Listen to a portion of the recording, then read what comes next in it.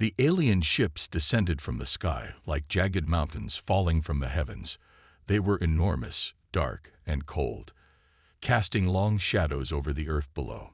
People all over the world stopped what they were doing to stare upward, their faces filled with awe and fear. The ships moved slowly, as if they had all the time in the universe, and when they finally came to a halt above major cities, the silence was deafening. No one knew what to expect. Then, without warning, a voice boomed across every radio, television, and phone on the planet. "You are weak," the voice said, deep and mechanical, yet somehow alive. "You will kneel." It wasn't just the words that sent shivers down spines. It was the tone. Cold, unyielding, mocking. The message repeated itself in dozens of languages, leaving no room for misunderstanding. Humanity's leaders scrambled to respond, but before any official reply could be made, laughter erupted from the ships.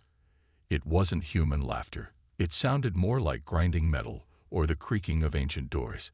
It was cruel, dismissive, and final. And then, just as suddenly as it had begun, the transmission ended. In Chicago, Daniel Harper sat in his small apartment, staring at the live news feed on his laptop. He was a linguist by trade, someone who spent most of his days studying old texts and forgotten dialects. His shelves were cluttered with books about ancient civilizations, obscure languages, and cultural histories. To him, language was more than just words. It was a window into how people thought, lived, and survived. But now, for the first time in his life, he felt completely out of his depth. "What do you think they want?" asked Rachel Monroe, leaning against the doorway. She was a biologist, her expertise lying in decoding the mysteries of life. Her presence in Daniel's apartment was coincidental. They had met earlier that day at a cafe while discussing an unrelated project. When the broadcast interrupted their conversation, they both instinctively decided to stick together. "I don't know," Daniel admitted, running a hand through his hair. "But they're not here to negotiate." That laugh. "It's like they find us amusing. Like we're ants under a microscope." Rachel nodded, her brow furrowed. "Maybe they've seen us before. Maybe they've been watching us for years, waiting for the right moment to strike." Daniel shook his head. "No, this feels different. They didn't just call us weak. They mocked us. There's something deeper here, something tied to how they see themselves versus how they see us." As the hours passed, reports poured in from around the globe. The alien ships, massive and intimidating, had landed in key locations, including New York, London, Beijing, and Sydney. Small groups of soldiers approached them cautiously, only to be met with force fields that repelled anything that got too close. Attempts to communicate via radio or signal failed miserably. Every attempt was met with silence, or worse, another round of that chilling laughter. By nightfall, governments worldwide called for volunteers to try and establish contact. Scientists, diplomats, and military personnel were hastily assembled into teams. Daniel and Rachel found themselves swept up in the chaos, recruited because of their unique skills. Neither of them hesitated. If there was even a slim chance they could help humanity survive this encounter, they were willing to take it. The next morning, they boarded a transport plane headed for Washington, D.C., where a temporary command center had been set up. As the plane soared above the clouds, Daniel stared out the window, his mind racing. He couldn't shake the feeling that the aliens' laughter held some kind of clue, a hidden meaning that might explain why they had come. Little did he know, he was closer to the truth than anyone else on the planet. When the plane touched down, Daniel and Rachel joined a group of others being briefed for the mission. Their task was simple yet terrifying: make contact with the aliens aboard their ship and find a way to stop them from destroying Earth. For Daniel, the challenge ahead felt insurmountable. But deep down, he clung to one hope: that somewhere in humanity's vast history, buried in its forgotten songs and stories, lay the key to understanding these invaders. The team stood at the base of the alien ship, their breaths visible in the cold night air. The structure loomed above them, its surface smooth and black, like polished obsidian. It seemed to absorb the light around it, making the surrounding area feel darker than it should have been. Daniel Harper adjusted the strap of his bag, feeling the weight of the books and notes he had brought along. Rachel Monroe stood beside him, her arms crossed tightly over her chest. She glanced at him, her expression a mix of determination and unease. "Ready?" she asked softly. Daniel nodded, though he wasn't sure he truly was. None of them were. The group consisted of scientists, diplomats, and a few soldiers armed with non-lethal weapons. They had been instructed to avoid provoking the aliens at all costs. Still, as they approached the massive vessel, Daniel couldn't help but feel they were walking into the jaws of some great, unknowable beast. A low hum filled the air as a section of the ship slid open, revealing a bright light within. The team hesitated for a moment before stepping inside. The interior was unlike anything they had ever seen. The walls shimmered faintly, pulsing with colors that seemed alive. The floor beneath their feet felt solid, but there was a strange vibration to it, as if the entire ship were breathing. Ahead of them stood several figures, tall, imposing, and utterly alien. The creatures towered over the humans, their bodies covered in a gleaming exoskeleton that reflected the shifting hues of the room. Their eyes glowed faintly, casting an eerie light on their sharp, angular features. One of them stepped forward, taller than the rest, with a crown-like protrusion on its head. This, Daniel assumed, was their leader. "I am Calvor," the creature said, its voice echoing, as if spoken through layers of steel. "You are here to speak for your kind." A diplomat named Susan took a cautious step forward. "We are. We wish to understand your intentions and find a way to coexist peacefully." Calvor tilted its head slightly, studying her with those glowing eyes. Then it laughed, a sound that made everyone flinch. It was harsh, grating, and devoid of warmth. "Coexist? Your kind is weak. You cling to life without purpose. You fight not for honor, but for survival." Daniel frowned, his mind racing. He noticed something peculiar about the laughter. It had a rhythm, almost like a melody. It reminded him of ancient chants he had studied, songs used by warriors long ago to inspire courage and unity. Could it be possible that these aliens shared some connection to humanity's past? Calvor turned his gaze toward Daniel, perhaps sensing his scrutiny. "You doubt my words, human." "No," Daniel replied quickly, choosing his words carefully. "I'm just curious. Your laughter, it sounds familiar, like something I've heard before." The alien's expression didn't change, but there was a flicker of interest in its glowing eyes. "Explain." Daniel hesitated, unsure how much to reveal.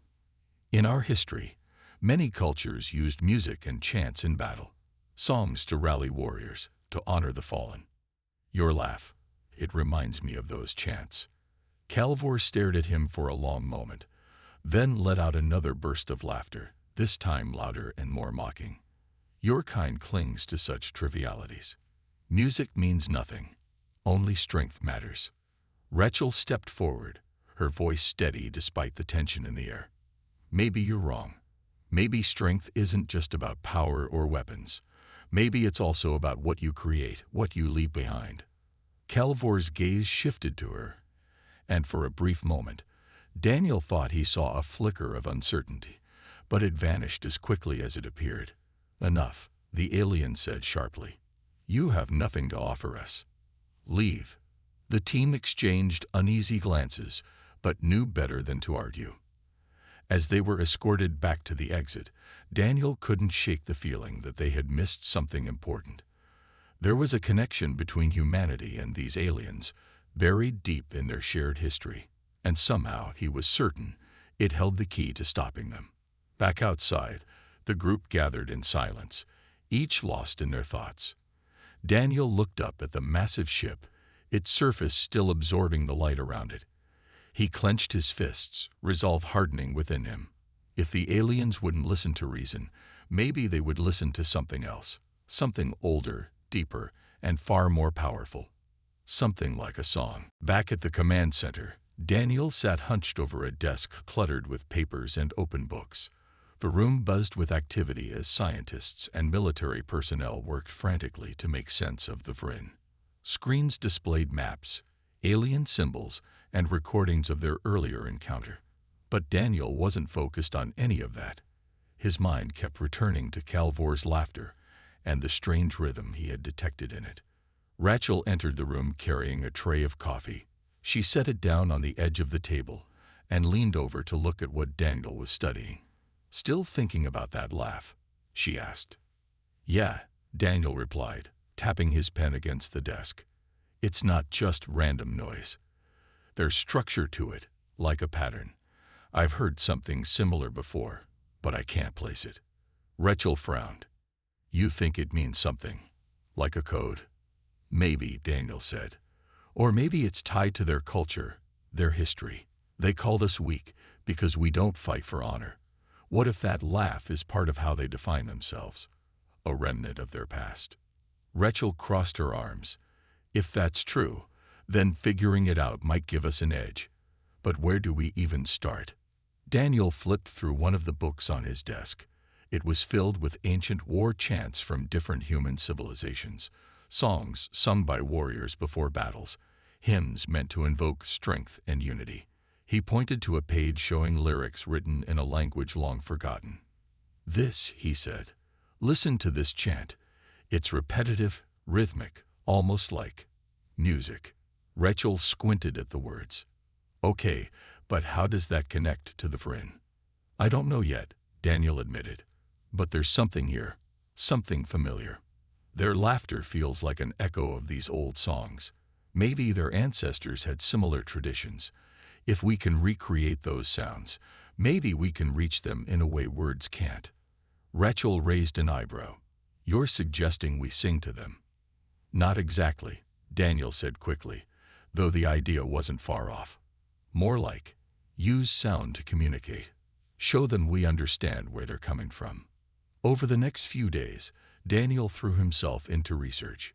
He scoured archives for ancient melodies and tribal rhythms, piecing together fragments of songs that had once united humans in times of conflict. Rachel joined him, using her knowledge of biology to analyze samples of Vryn technology left behind during skirmishes. To her surprise, she found traces of organic material embedded within the alien devices, strange compounds that resembled DNA. "This is incredible," Rachel said one evening, holding up a vial under the light. "These compounds are similar to genetic sequences found in extinct species on Earth, species that disappeared millions of years ago." Daniel looked up from his notes. "Are you saying?"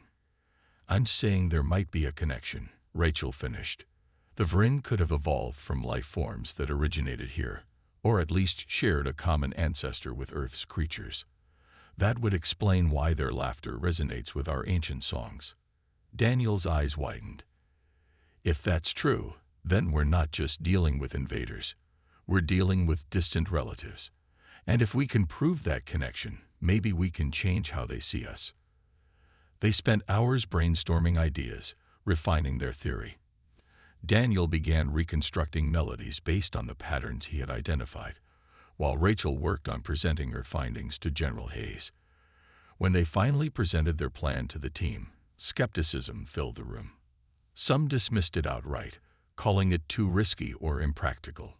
But General Hayes listened carefully, his expression thoughtful. "It's unconventional," he said after a pause. "But desperate times call for desperate measures. Let's give it a shot."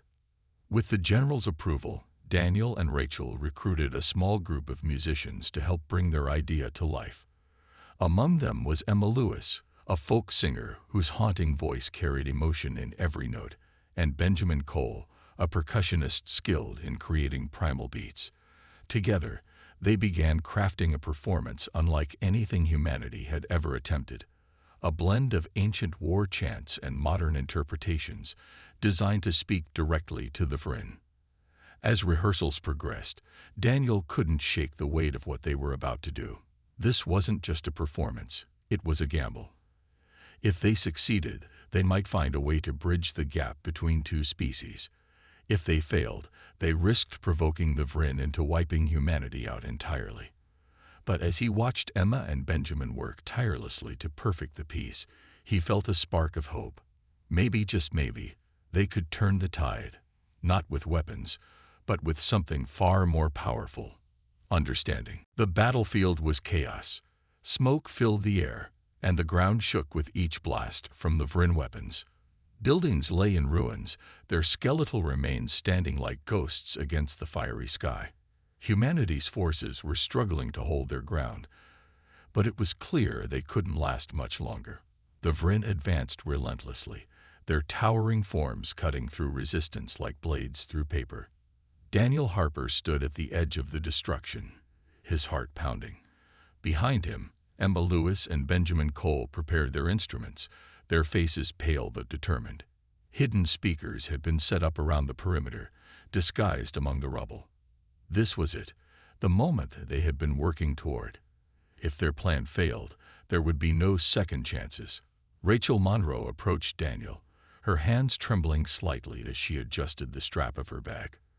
"Are you sure about this?" she asked, her voice barely audible over the distant explosions. "No," Daniel admitted, his eyes fixed on the advancing aliens. "But we don't have any other options." Rachel nodded, though her expression betrayed her fear. She glanced at the musicians, who were now taking their positions. Emma held her guitar close, her fingers brushing the strings lightly. Benjamin sat behind a makeshift drum kit, his sticks poised and ready. They looked small and fragile compared to the massive Vryn, but Daniel reminded himself that strength wasn't always measured by size. "Let's do it," he said finally, his voice steady despite the storm inside him. Emma began to play first, her guitar producing a low, resonant tone that seemed to vibrate through the air. It was slow and deliberate, mimicking the rhythm of a heartbeat. Benjamin joined in next, his drums adding depth and power to the melody. The sound grew louder, filling the space between the humans and the Vryn. Then Emma started to sing. Her voice was haunting, carrying a raw emotion that seemed to pierce through the noise of battle. The words were ancient, drawn from forgotten chants and hymns, but the meaning didn't matter. It was the feeling behind them that mattered. Strength, unity, resolve. The music swelled, growing stronger with each passing second. At first, the Vryn didn't react. They continued their advance, their weapons blazing. But then, one by one, they began to slow down. Their glowing eyes widened, and their movements became hesitant. Some lowered their weapons, tilting their heads as if trying to understand what they were hearing. The laughter that had once mocked humanity now seemed to echo faintly in the melody, transformed into something deeper and more profound. Daniel watched in awe as the Vryn froze completely. Even Kelvor, who had led the invasion, stood motionless, his expression unreadable. For a moment, the only sounds were the music and the crackling fires around them. Rachel stepped closer to Daniel, her breath catching in her throat. "It's working," she whispered. "I know," Daniel replied, though he could hardly believe it himself. The Vryn weren't attacking anymore. Instead, they seemed entranced, as if the music had awakened something buried deep within them. When the final note faded, an eerie silence fell over the battlefield. No one moved, not the humans, not the Vryn. It felt as though the entire world was holding its breath. Then, slowly, Kelvor raised a clawed hand and pointed directly at Daniel. "You will explain this," he said, his voice sharp but lacking its usual mockery. Daniel swallowed hard and stepped forward, his legs feeling like lead. He knew this was their chance, perhaps their only chance, to turn the tide. Taking a deep breath, he began to speak, his words chosen carefully. "This is who we are," he said, gesturing toward the musicians. "We may not be as strong or as advanced as you, but we have something you don't understand. We create, we remember, and we honor those who came before us. That song, it's part of your history too." Kelvor stared at him, his glowing eyes narrowing. For a moment, Daniel thought he might attack. But then the alien leader lowered his hand, his expression softening ever so slightly. "Explain further," Calvor demanded, though his tone was less harsh this time. As Daniel began to elaborate, Rachel stepped up beside him, ready to back him up with her research. The musicians remained silent, their instruments resting in their laps. Everyone knew the danger wasn't over yet, but for the first time since the invasion began, there was hope. Hope that the bond between two species, forged in the echoes of ancient songs, might be enough to stop the war, and perhaps even bring peace. Daniel stood face to face with Calvor, his heart racing, but his voice steady. The alien leader's glowing eyes bore into him, searching for answers, or perhaps lies. Behind Daniel, the battlefield was eerily quiet, the humans and Vryn frozen in a fragile truce. Emma and Benjamin had stopped playing, their instruments resting silently at their sides, but the echoes of the song still lingered in the air. "This music," Daniel began, choosing his words carefully, "is more than just sound. It's a connection to our past, to struggles we faced, and to those who came before us. When you laughed at us, I heard something familiar in it, a rhythm, a pattern. It reminded me of songs from Earth's history, songs used by warriors to unite, to inspire courage." Calvor tilted his head slightly, his expression unreadable. "And you believe this? Connection exists between your kind and mine." Rachel stepped forward, holding up her tablet. On the screen were diagrams and data showing the genetic similarities she had uncovered. "It's not just about the music," she said. "We found traces of DNA in your technology, DNA that matches species that once lived on Earth millions of years ago. You may have evolved differently, but somewhere in your history, we share a common ancestor."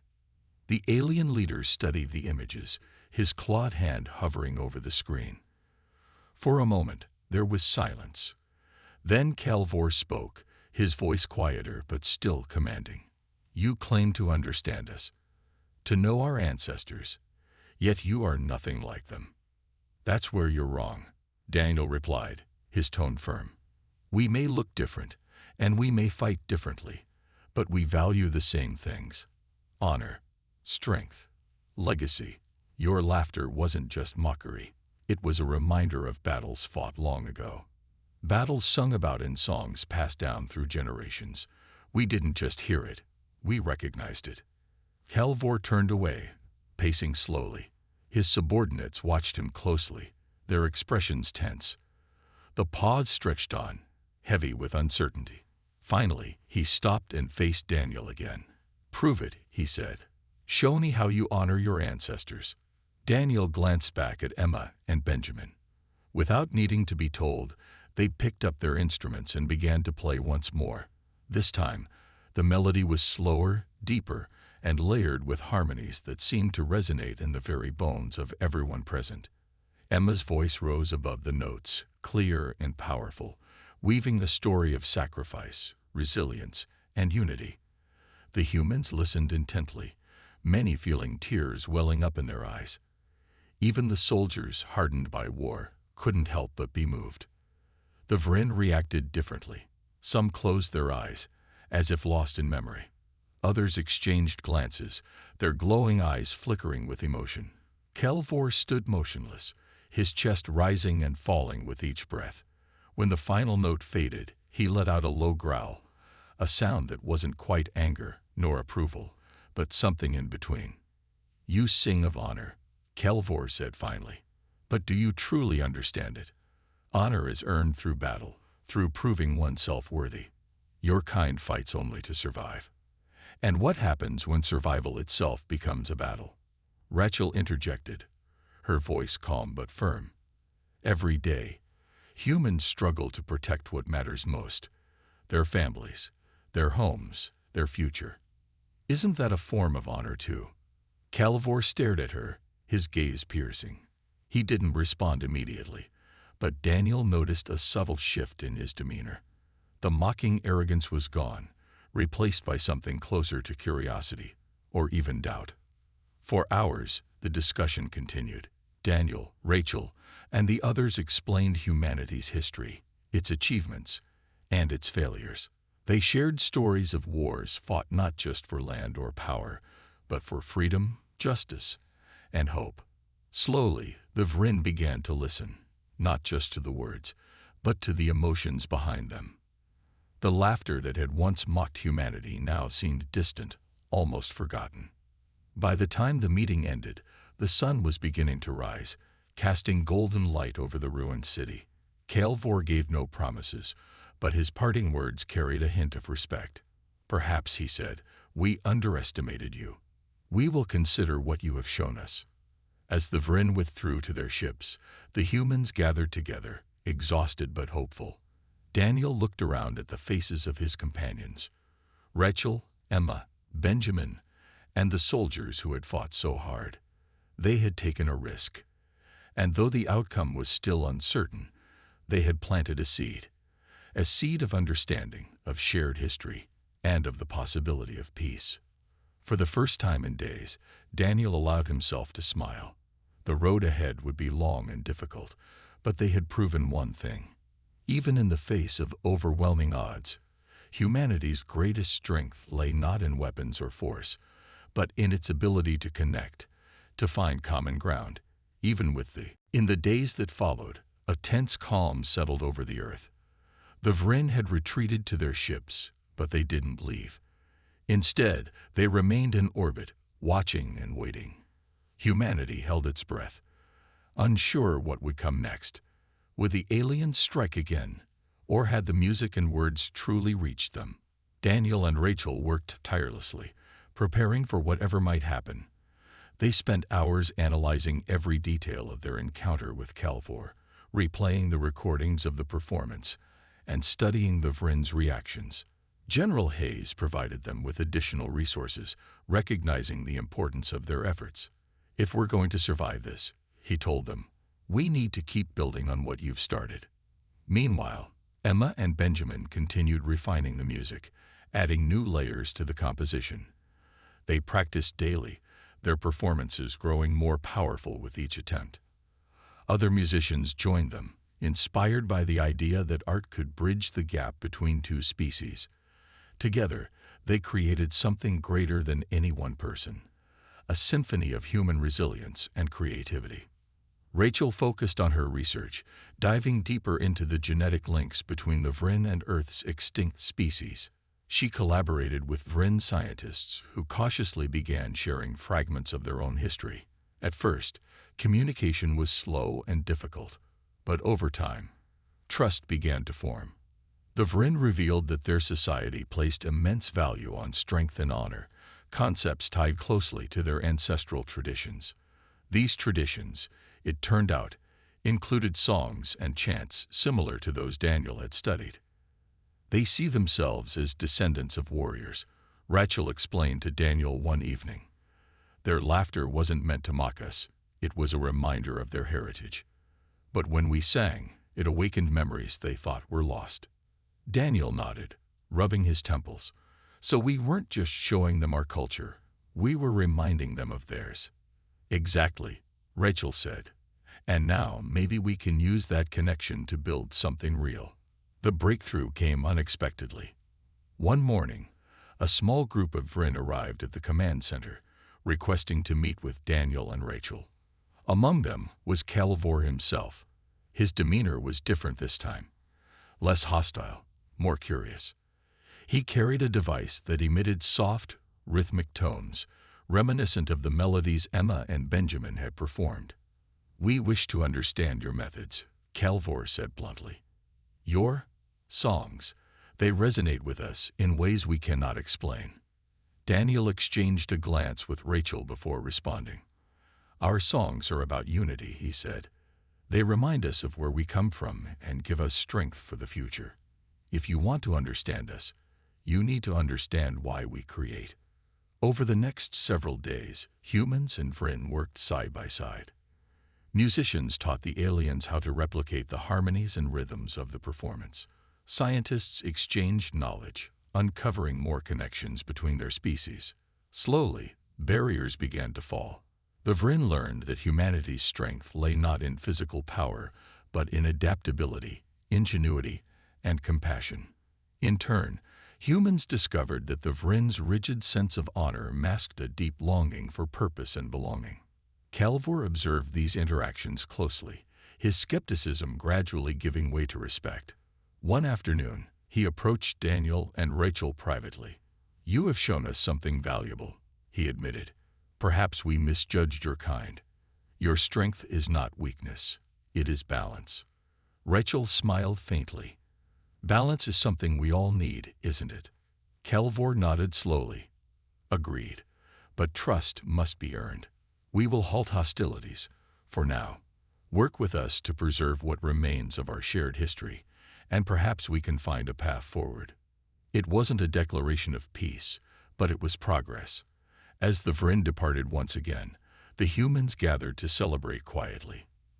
They knew the road ahead would still be challenging, but for the first time, there was hope, not just for survival, but for understanding. Daniel looked up at the sky, where the alien ships hovered like silent sentinels. He felt a surge of determination. Music had opened a door, but it was only the beginning. Together, humans and Vryn could rewrite their story, not as enemies, but as partners bound by a shared past and a fragile, hopeful future. Weeks turned into months, and the fragile truce between humans and the Vryn began to solidify. The two species worked together cautiously, each side learning from the other. Rachel spent most of her days in a joint lab, collaborating with Vryn scientists to study their shared genetic history. She discovered that the Vryn had once been explorers, traveling across galaxies in search of knowledge. Over time, however, they had become warriors, driven by a rigid code of honor that left little room for curiosity or creativity. Daniel, meanwhile, focused on bridging cultural gaps. He worked alongside Vryn historians, helping them piece together fragments of their ancient traditions. Many of these traditions were tied to music and song, chants used to inspire courage before battles, hymns sung to honor fallen warriors. As Daniel shared Earth's own musical heritage, he noticed how the Vryn responded, not just with interest, but with something deeper: recognition. It was as if the melodies stirred memories buried deep within their collective consciousness. Emma and Benjamin continued performing regularly, not just for humans, but also for the Vryn. Their concerts became a symbol of cooperation, drawing crowds from both species. At first, the Vryn simply listened, their glowing eyes fixed intently on the musicians. But over time, some began to join in, attempting to replicate the rhythms and harmonies using instruments of their own design. The result was a fusion of sounds unlike anything anyone had ever heard, a blend of human emotion and Vryn precision. Calvor remained a central figure in the negotiations, though his attitude had softened considerably. He no longer sneered at humanity's attempts to communicate. Instead, he asked questions, seeking to understand rather than judge. One evening, as the sun set over the city, he approached Daniel and Rachel during a break in their work. "Your kind has shown us much," Calvor said, his voice steady but lacking its former edge. "But there is still much we do not understand. Why do you create so freely? Why do you value beauty?"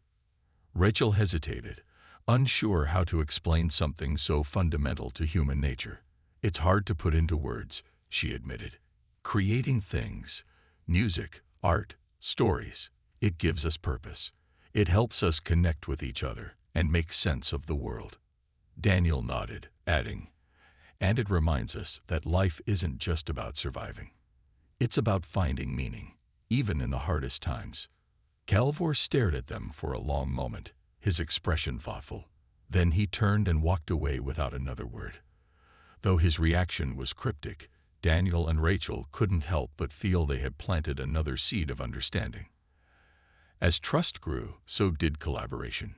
Humans and Vryn began working together on practical projects, rebuilding cities destroyed during the initial conflict, developing technology to repair environmental damage, and establishing systems for peaceful coexistence. General Hayes oversaw these efforts, ensuring that both sides contributed equally. Slowly but surely, the scars of war began to heal. One night, under a starlit sky, representatives from both species gathered for a special ceremony. It was held in an open field, illuminated by soft lights strung between trees. Musicians from both Earth and the Vryn performed together, blending their styles into a single, harmonious piece. The audience listened in silence, captivated by the power of what they were witnessing. When the final note faded, Calvor stepped forward. For the first time, he addressed not just his own people, but the humans as well.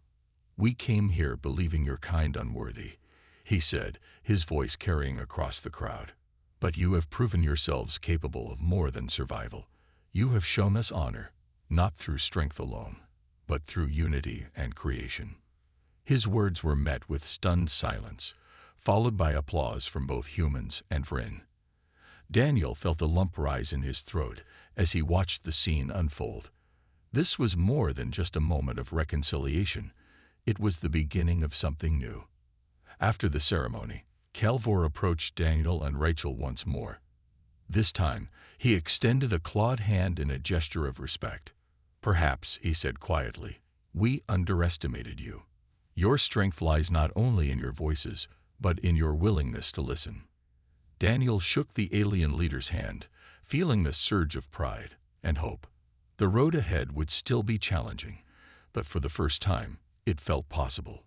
Together, humans and Vryn had taken their first steps toward peace, united not by force, but by the universal language of song. Months passed, and the bond between humans and the Vryn grew stronger.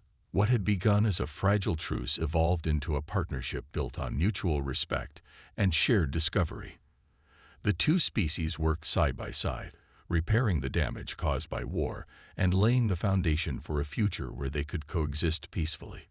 Cities were rebuilt, not just with human designs, but with contributions from Vryn architects who brought their own unique vision to the projects. The result was a blend of styles, Earth's warmth and practicality combined with the sleek, angular beauty of Vryn engineering. Daniel and Rachel became key figures in this new era of collaboration. Daniel traveled frequently, helping to document and preserve both human and Vryn cultural histories. He discovered that many ancient Earth traditions mirrored those of the Vryn, suggesting a deeper connection than anyone had imagined. Rachel continued her scientific research, uncovering more evidence of their shared ancestry. Her findings inspired hope, not just for understanding the past, but for building a better future. Emma and Benjamin remained at the heart of the cultural exchange, their performances drawing larger crowds with each passing week. They had become symbols of unity, their music transcending language barriers and bringing people together. At one concert, a group of Vryn musicians joined them on stage, their instruments producing sounds that resonated deeply with the human audience. It was a moment of pure harmony, two vastly different species creating something beautiful together.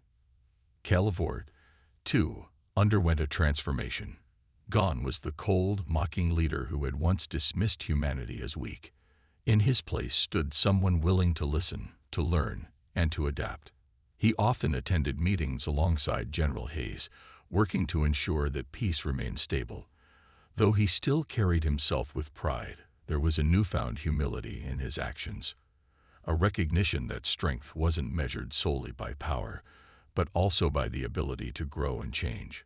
One evening, under a sky filled with stars, a grand celebration was held to mark the official end of hostilities.